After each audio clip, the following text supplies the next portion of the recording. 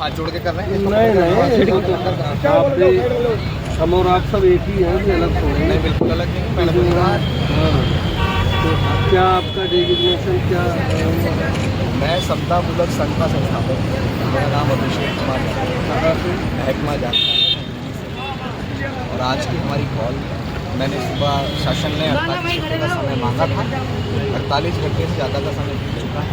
मैं पीड़ित परिवार से जाकर उसका दर्द बांटना चाहता हूँ, उससे मिलना चाहता हूँ, उससे जानना चाहता हूँ कि एक्चुअली क्या हुआ क्या नहीं है। तो आप बता दीजिए। इतनी मशक्क़त मुझे नहीं पता क्यों रोकने के लिए बार बार लगाया जा रहा है। पीछे से भी मशक्क़त करके आना पड़ रहा है, यहाँ से भी ऐसी। अभी पीछे टोल था, कौन सा पीछे टोल, वहाँ भी इसी तरह से हम सिर्फ और सिर्फ संवैधानिक संविधान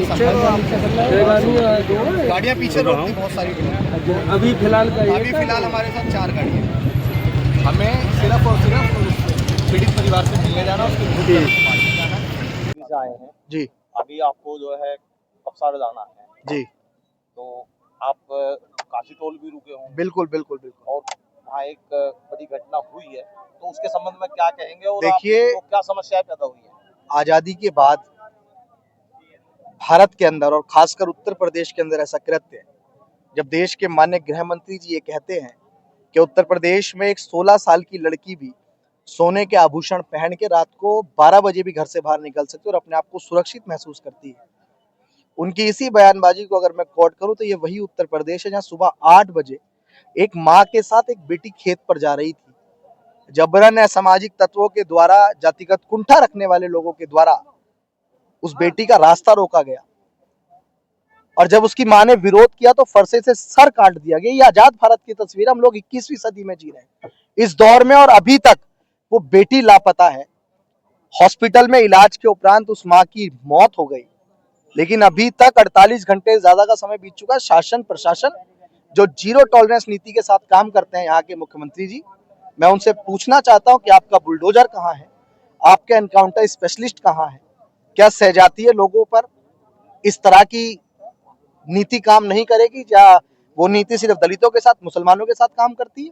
मैं समझता हूँ कि ये दोहरा रवैया सरकार को नहीं करना चाहिए। अभी तक 48 घंटे हो गए हैं, क्या जमीन निकल गई क्या उन अपराधियों को? क्या आसमान खा गया उनको?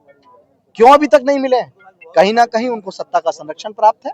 और जब हमने यहाँ आने का, उस पीड़ित परिवार से मिलने का एक समय दिया सोशल मीडिया पे, तो आप देखिए कि कितनी मशक्कतें करनी पड़ रही कि हम अपने पीड़ित परिवार से मिलने नहीं जा पा रहे। इमरजेंसी लगी हुई है क्या? क्या देश में कानून का राज नहीं है? क्या संविधान हमें अधिकार नहीं देता है कि हम अपने परिवार से जाके मिल सके? यहाँ पे जब हम आए हैं तो पीछे एक टोल पे हमें रोका गया, यहाँ पे देखिए किस तरह से पुलिस हमें रोक रही है। मैं समझता हूँ ये दमन गलत है। तो जिस तरह आपको रोका जा रहा है जगह जगह, इस संबंध में क्या कहेंगे आप? मैं ये समझता हूं कि ये साफ दर्शाता है कि तानाशाही उत्तर प्रदेश में जंगल राज चल रहा है। अपराध होता रहे, कोई आवाज ना उठाए। अगर आवाज उठाएंगे तो योगी जी के द्वारा पुलिस को आगे कर दिया जाता है, पुलिस के द्वारा बड़े बड़े जनप्रतिनिधियों को जो सत्ता के खिलाफ बात करते हैं, जो इनकी दमनकारी नीति के खिलाफ बात करते हैं, उनको ऐसे रोकने के लिए देखिए कितना आडंबर लगा रखा है। इतनी पुलिस अपराधियों को खोजने में लगाई जाए तो मैं समझता हूँ कि अपराधी अब से पहले पुलिस की गिरफ्त में होते। अभी तो इस बात की भी आशंका है कि लड़की सही सलामत मिलेगी भी या नहीं मिलेगी, इस बात की भी आशंका है। वो बहन हमें मिलेगी या नहीं मिलेगी, किससे कहे? तो आपके अनुसार पीड़ित परिवार की किस तरह से क्या मदद होनी चाहिए थी, क्या होना चाहिए था सरकार को? सच्चाई तो ये है कि 24 घंटे के अंदर अपराधी गिरफ्त में होने चाहिए थे। जिन लोगों ने ऐसा किया उनके घर पे, जब बुलडोजर की नीति चलाते हैं यहाँ के मुख्यमंत्री जी, तो क्यों नहीं चला रहे हैं? अभी तक बुलडोजर चल जाना चाहिए था। 48 घंटे ज्यादा का समय हो चुका है। उस लड़की को अब तक उसको परिवार को सकुशल बरामदगी दे देनी चाहिए थी। हमारी ये मांग है कि जल्द से जल्द शासन प्रशासन ये सब करे। अभी जाके उस पीड़ित परिवार से मिलेंगे तो जानेंगे आखिर क्या चल रहा है। धन्यवाद।